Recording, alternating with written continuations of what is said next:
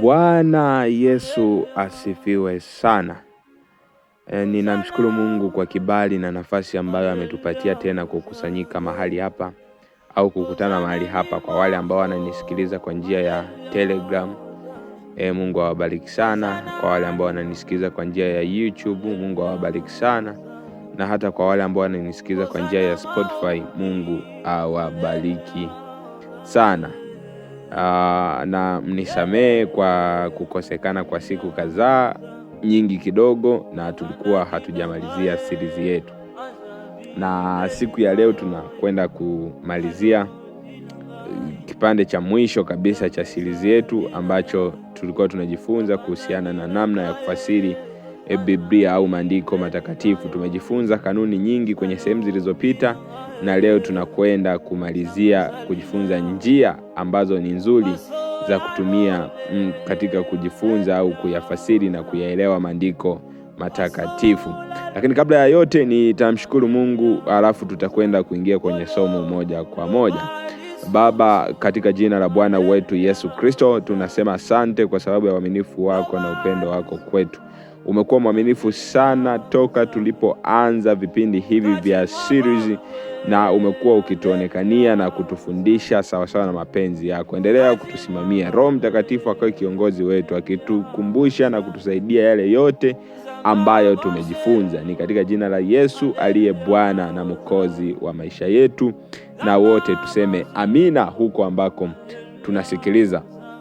Kama ambavyo nimekwisha kusema ya kwamba tumekuwa na mfululizo wa mafundisho haya ya muhimu katika imani ya Kikristo, na tulianza na fundisho la misingi ya Biblia. Tukazungumza mambo mengi katika kipengele hicho kuhusiana na Biblia, wapi imetoka, kwa nini ni neno la Mungu, kwa nini imevuviwa na Roho Mtakatifu, namna ambavyo iliandikwa, vitabu vilivyokusanywa mpaka vikawa 66. Tukaelezea mambo mengi, na series hiyo ipo hapo nyuma. Lakini baada ya kutoka kwenye somo hilo tukaingia kwenye somo la namna ya kufasiri maandiko matakatifu, hermeneutics, namna ya kuyaelewa, namna ya kuyasoma na kuyaelewa maandiko matakatifu. Tukawa na part 1, part 2, part 3, na sasa hivi tupo katika kipande cha 4 ambacho ndio kitakuwa kipande chetu cha mwisho cha kujifunza somo hili, na tutahama na kuingia katika somo jingine. Kwa hiyo pasipo kupoteza muda, kwenye vipande vilivyopita tulijifunza kanuni mbalimbali za kufasiri maandiko. Tukajifunza mambo ya context, yani muktadha, tukajifunza mambo ya historia na tamaduni, tukajifunza mambo ya lugha, tukajifunza vitu vingi sana, kanuni nyingi. Kwa hiyo kama haujasikiliza, unaweza ukaenda kupata kusikiliza hizo series zilizopita. Ni kati ya mafundisho mazuri sana na ya muhimu kama kweli unatamani kuyaelewa maandiko matakatifu. Lakini leo tutajikita kwenye vitu kama viwili vitatu tu, alafu tutakuwa tumemaliza. Na kwa sababu tayari tumeshajifunza kanuni, sasa leo tutakwenda kujifunza njia mbalimbali ambazo ni zinatakiwa kutumika, au ni njia ipi ambayo ni bora ambayo mtu anaweza kutumia kusoma maandiko ili apate kuelewa kwa kuzingatia zile kanuni ambazo tayari tumeshakwisha kujifunza. Sasa kuna njia nyingi za kujifunza maandiko matakatifu, lakini watu wengi sana tumekuwa hatuzifuati hizi njia kwa sababu ni mchakato, sio kitu chepesi. Ndio maana toka mwanzo huwa ninasisitiza usomaji wa Biblia unahitaji jitihada, sio kitu chepesi. Unahitaji jitihada, sio tu kufumba macho na kusema Roho Mtakatifu nisaidie, ukafumbua, ukachoma kidole, ukakuta ni Yeremia 50 sijui ngapi, unasema hapa Mungu ndo ameniambia nisome mstari huu. Hapana, unahitaji jitihada, unahitaji kufuatilia mambo, unahitaji kuwekeza nguvu katika usomaji wa Biblia. Sasa njia namba moja ambayo inatumika, kuna njia kama 3 tu ambazo zinatumika kusoma Biblia. Njia namba moja ni kitabu kwa kitabu. Maana yake kutoka kitabu kimoja baada ya kingine. Yani kama unaanza na Mwanzo, Kutoka, mambo ya Walawi, Yohana, Mathayo, nini, unaenda kitabu kimoja kimoja. Not necessary, sio lazima kupangilia kwamba kama vilivyojipanga kwenye Biblia, lakini kutoka kitabu kimoja kwenda kingine. Yani ukianza kusoma Mathayo mpaka uimalize kabisa iishe. Na kama ukianza kusoma Luka mpaka iishe Luka. Ukianza kusoma waraka wa Paulo kwa Efeso mpaka waraka wote uishe, unahamia kitabu kingine. Hiyo ni njia ya kwanza ya kitabu kwa kitabu. Njia ya pili ni mada kwa mada, ambapo mtu unasoma mada moja kwenda mada nyingine. Kwa mfano, unaamua kujifunza kuhusiana na wokovu. Wokovu umezungumziwa wapi? Unatafuta sehemu zote ambazo wokovu umezungumziwa, unapata kuzielewa. Unaanza kuziunganisha hizo dots, unaunganisha kutoka kwenye Mtume Paulo alisema nini kuhusiana na wokovu, Mtume Petro alisema nini kuhusiana na wokovu, Yesu alisema nini kuhusiana na wokovu, Agano la Kale manabii alisema nini kuhusiana na wokovu. Hiyo ni njia nyingine, nitakuja nizielezee vizuri. Na njia ya tatu ni muhusika, kusoma kufuata muhusika. Kwa mfano, unaamua kuyasoma maisha labda ya mtu kama Daudi, yameelezewa wapi? Unaanza kusoma kila sehemu ambapo maisha ya Daudi yameelezewa, unapasoma. Kila sehemu ambapo Daudi anaelezewa, unapasoma. Kwa hiyo unasoma ile muhusika au character. Au unataka kusoma maisha ya Esther, unaenda kitabu cha Esther, unatafuta sehemu nyingine Esther ametajwa, hakuna, unaachana napo, tayari unakuwa umemaliza. Unasoma namna ambavyo aliishi, unachukua kanuni kutoka kwenye yale ambayo alikuwa anayaishi, kwa kuzingatia zile kanuni ambazo tulijifunza za kuyaelewa maandiko, ambazo zipo kwenye parts zilizopita au sehemu zilizopita. Sasa kwa ushauri tu, kabla hata sijaanza kuelezea, njia ambayo ni bora kuliko njia zote ni njia hii ya kitabu kwa kitabu, yani kitabu kimoja kwenda kitabu kingine. Na wakati unasoma kitabu kwa kitabu, hauendi tu sura kwa sura, unazingatia zile agenda, yani kuna wazo la mwandishi. Wazo la mwandishi linaweza likachukua mistari 5, linaweza likachukua mistari 10, linaweza likachukua mistari 30, linaweza likachukua sura 8, wazo moja. Kwa hiyo unasoma wazo kwa wazo, unaenda wazo kwa wazo, ndio vizuri, hautapotea kirahisi. Kwa vitu vyote ambavyo tulikuwa tunavisema kule nyuma, ukizingatia sasa, unaona hii njia ni bora zaidi kuelewa kwa kutumia zile kanuni ambazo tayari tumeshajifunza. Hizi njia nyingine ya mada kwa mada ni njia, sio kwamba ni mbaya, lakini ni ngumu kutumia kama haujafanya hii njia ya kwanza, kwa sababu unaposoma mada kwa mada ni rahisi kukata mistari. Maana yake unaangalia tu Paulo sehemu ambayo amezungumzia hii, unakata mstari huo. Hasa kama haujajua context yake wakati Paulo anazungumzia hilo jambo, haujasoma zile pretext, haujasoma message za juu yake na zile za chini yake, na kanuni nyingine zote ambazo tumejifunza, haujazingatia mambo ya historia, haujazingatia tamaduni, haujazingatia alama za uandishi, haujazingatia vitu vyote vile, haujazingatia muktadha, haujazingatia Kristo as a center, yote haya haujazingatia literal meaning au maana ya kawaida na kanuni zote ambazo tumejifunza. Ukawa tu unaenda mada kwa mada, unachukua mstari, utapata maana ambazo sio sahihi. Kwa hiyo ninashauri sana njia hii ya kwanza ya kitabu kwa kitabu ndiyo itumike kwa wale ambao tunaanza kujifunza Biblia. Lakini hata kama umeshawahi kujifunza Biblia, bado hii njia ndo best, ndo njia bora kuliko njia zote, kwa sababu pia lengo sio tu kuwahi kumaliza, lengo ni kuelewa. Kwa hiyo lazima uende taratibu, unasoma wazo baada ya wazo, wazo baada ya wazo, wazo baada ya wazo. Hata kama utasoma wazo moja tu siku nzima, bado itakuwa ni nzuri zaidi na utaelewa.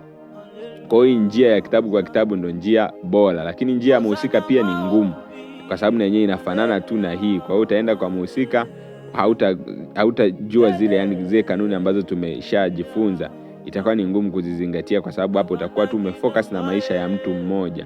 Kwa hiyo ni rahisi kupata vitu ambavyo sio sahihi. Kwa hiyo kama ni ushauri, inatakiwa tuwe tunasoma kitabu kwa kitabu. Huo ndo ushauri mzuri, au hiyo ndo njia nzuri ambayo ninaisuggest ya kusoma maandiko na kuyaelewa kitabu kwa kitabu. Yani kama umeamua kuanza kusoma Luka, soma Luka mpaka umalize. Usiluke, usiende huku ukaenda huku, usiende mara unaenda Ufunuo mara unaenda huku, utachanganyikiwa na ni rahisi kupata maana ambazo sio sahihi, na hautaweza kuwa na imani ambayo ni sahihi, kwa sababu umejengwa katika maana ambazo sio sahihi.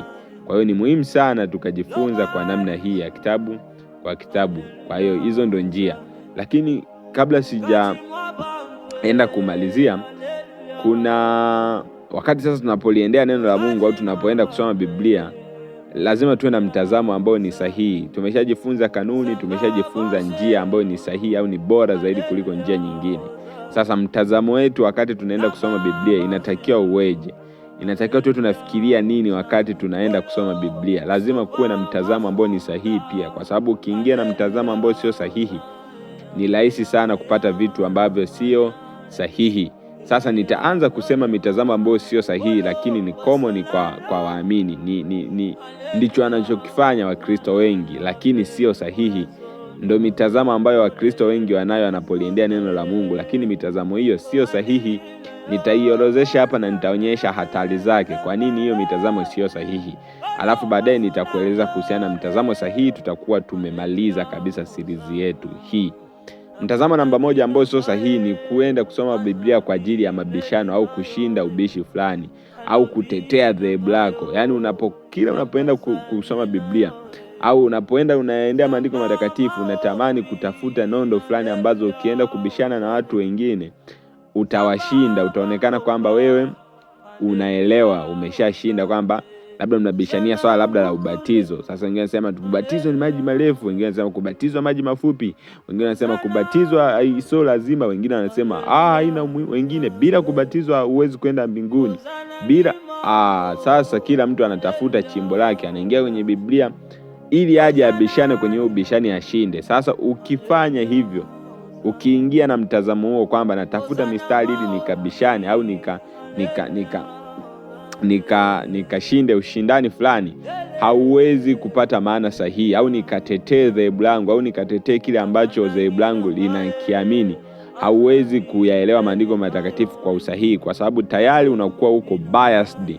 Unaingia tayari una vitu ambavyo umeshaamua kusimama navyo. Kwa hiyo Biblia haiwezi kukufundisha kwa sababu tayari una misimamo yako. Kimsingi utakuwa unatafuta mistari kuingizia katika yale mawazo yako, kuingiza kwenye kile ambacho tayari wewe ambacho unacho kichwani, ndio utakuwa unaiingiza mistari hiyo. Ni hatari sana, maana yake utakuwa unapata maana ambazo ni za kwako wala sio zile ambazo Mungu anatarajia wewe uzipate. Kwa hiyo iwe mtazamo sio sahihi na hatutakiwi kuwa nao. Lakini mtazamo wa pili ambao sio sahihi ni kusoma ili kuwahubiria watu wengine. Sasa kusoma ili kuwahubiria watu wengine sio kitu kibaya. Yaani unapokwenda kusoma maandiko matakatifu alafu unaenda kufundisha watu wengine sio kitu kibaya. Lakini kama kila wakati unapokwenda kusoma maandiko matakatifu wewe ni kwa ajili tu ya kuwahubiria watu wengine, hauwezi kujitazama wewe. Neno la Mungu haliwezi kusema na maisha yako, haliwezi kuongea na maisha yako. Hauwezi kujiona wewe hata kama una changamoto. Utakuwa kila mstari unaosoma umeshapata mtu fulani, umemwona mtu fulani, ili neno linamfaa mtu fulani, unaenda unaliweka status, ili neno linamfaa mtu fulani, ombea adui zako aishi, unaenda unaliweka status, au unaenda kumhubiria mtu fulani, au unaenda kumwambia mtu fulani. Kila mstari unaosoma tayari utakuwa umeshapata mtu. Sasa kimsingi hauwezi kujifunza wewe kama wewe. Maana yake wewe hautakuwa una development, hautakuwa na mabadiliko kwenye maisha yako. Wewe utakuwa tu unajaribu kubadilisha watu wengine, kwa sababu kila unapoyaendea maandiko matakatifu unayaendea kwa ajili ya kufundisha watu wengine. Mtazamo huu sio sahihi na hatutakiwi kuwa nao kama waamini. Waamini tunatakiwa tuwe na mtazamo mwingine ambao nitakuja kuuelezea huko mwishoni, ambao ni sahihi kuliko hii mitazamo ambayo hii itakupoteza kabisa. Lakini mtazamo mwingine ambao sio sahihi ni kusoma maandiko matakatifu kutokana na situations au hali mbalimbali ambazo tunazipitia. Labda mtu fulani ameachwa kwenye mahusiano, ameumizwa, kwa anatafuta mstari ambao ni kwa ajili ya kumpoza. Anaenda kusoma Biblia kutafuta mistari ambayo itampoza, au kuweka status kuumiza ex wake, au kuweka status kuumiza mtu fulani. Labda mtu anamdai mtu, yani any situation, hali yoyote ambayo mtu anaipitia, anaona ni kwamba ndo unaenda kusoma kwa ajili ya hiyo hali. Sio kitu sahihi kabisa, kwa sababu utachukua mistari hata ambayo haiendani na hiyo hali yako, ila kwa sababu tu ya hali yako inakupelekesha utaiingiza hapo mistari. Utasema Bwana ndiye mchungaji wangu, sitapungukiwa na kitu nini, bila kuzingatia muktadha, bila kuzingatia alama za uandishi, bila kuzingatia walengwa wa kwanza, bila kuzingatia kanuni yoyote. Utajipachika tu wewe kwenye kila mstari kwa sababu ya situation zako na changamoto ambazo unazipitia. Sasa huo pia sio mtazamo sahihi, lakini watu wengi sana tunafanya hizi, kwamba kwa sababu tu mtu unapitia changamoto fulani unatafuta mstari ambao unakufavor au mstari ambao unasupport kile ambacho unakipitia au unakutia moyo. Sasa sisemi kwamba mistari haitutii moyo, lakini haitaki kuwa lengo letu wakati tunaendea maandiko matakatifu, wala haitaki kuwa mtazamo wetu ambapo tunaendea maandiko matakatifu. Lakini mtazamo mwingine ambao sio sahihi ni kusoma ili kuonekana unajua. Sasa huu yani ile tu kwamba mimi najua neno, unajua mistari, unaelewa unafanya nini. Sasa hii na yenyewe ni mtazamo ambao sio sahihi, kusoma kwa ajili ya maarifa. Biblia haisomwi kwa ajili tu ya kuielewa na maarifa.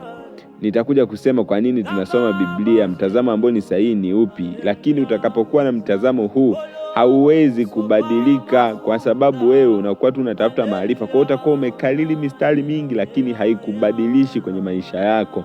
Ni kama walivyokuwa watu gani hawa Mafarisayo, walikuwa wanajua mistari mingi, wanajua maandiko mengi, lakini maandiko hayo yalikuwa hayana msaada katika maisha yao.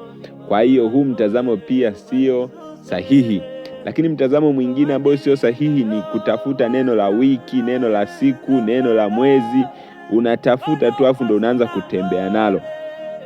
Huo mtazamo pia sio sahihi, kwa sababu unakulazimisha wewe kutembea na kitu kimoja na sio kuelewa context nzima. Unakulazimisha tu kwamba hii ndo neno langu la wiki, ni neno fulani. Sasa ukinani hivyo ni unalazimisha kuweka applications au kulitumia neno vibaya, kwa sababu neno halikutengenezwa kwa ajili hiyo. Hiyo ni baadhi tu ya mitazamo ambayo sio sahihi, lakini ni common na inatumika sana kwa waamini wengi. Sasa mtazamo sahihi ni upi? Au tunapoendea maandiko matakatifu lengo liwe nini? Au mtazamo sahihi ni upi?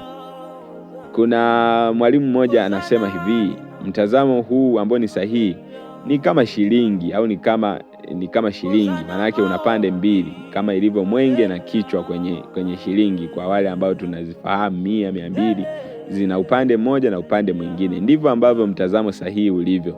Upande wa kwanza ni kuelewa kile ambacho Mungu alikuwa anatamani sisi tukielewe, yani ule ufunuo ambao Mungu amejifunua, kwa sababu Mungu amejifunua kupitia maandiko matakatifu. Kwa hiyo namba moja, lazima tuelewe kile ambacho Mungu amejifunua kwetu, tukielewe kwa usahihi.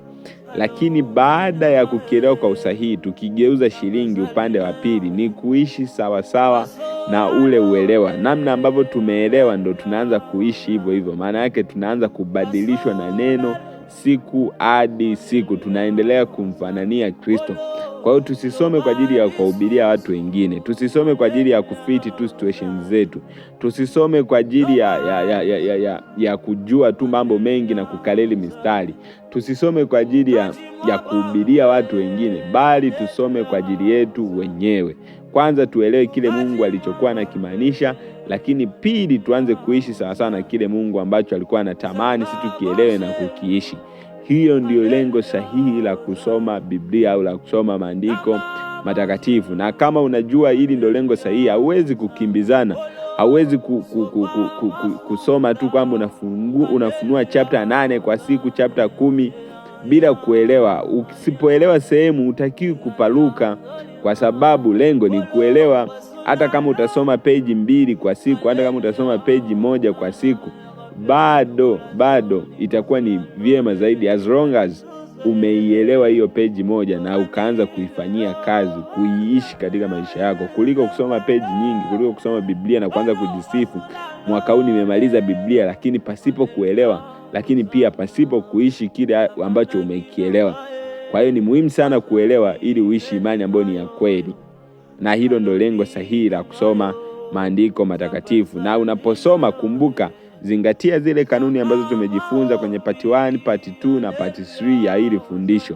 Endelea kuzizingatia, lakini pia kumbuka tumejifunza njia bora kuliko zote ya kusoma Biblia ni kusoma kitabu kwa kitabu. Kwa hiyo unaweza ukaitumia hiyo njia ya kitabu kwa kitabu ili kuelewa zaidi na kupata mfululizo mzuri zaidi. Baada ya hapo sasa utakuwa umejifunza kwa urahisi, na yote uyazingatie, yote ya historia na nini na kila kitu zingatia. Kwa hiyo Mungu akubariki sana. kwa kuwa na mimi toka mwanzo kwenye hii series, na tutaingia kwenye series nyingine, tutaingia kwenye fundisho jingine sasa hivi karibuni, na Mungu akitusaidia tutaanza na fundisho la wokovu, ambao tutajifunza kwa upana kuhusiana na wokovu, mambo mengi kuhusiana na wokovu. Usisite kushare ujumbe huu, endelea kushare na kuwatumia watu wengine ili wakapate kujifunza zaidi na kuelewa zaidi yale ambayo wewe unayapata. Usiishie tu kusikiliza mwenyewe, share na watu wengine wakapate kusikia ujumbe wa Bwana. Pia kitu cha mwisho kabla sijamaliza, kama unahitaji kitabu cha Nawezaje Kusoma Biblia kwa Ufasihi, vinapatikana. Unaweza ukanitafuta 0624816046. Kuna vitabu ambavyo sio vya kwangu kimsingi. Kuna rafiki yangu ambaye ni mwalimu wa neno la Mungu, anaitwa Mwalimu Asa, amekiandika kitabu hicho. Mimi nimekisoma, nimekipitia. Ni moja ya kitabu kizuri kweli kweli. Kwa hiyo kinaweza kikakusaidia pia. Kina mifano humo ndani, kina namna kinatolea, kimeeleza kwa upana zaidi kuliko hapa ambavyo mimi nimeeleza, na kina mifano mingi humo ndani, kinaenda kabisa kwa mifano. Labda kitabu fulani wanajaribu kuchambua nini.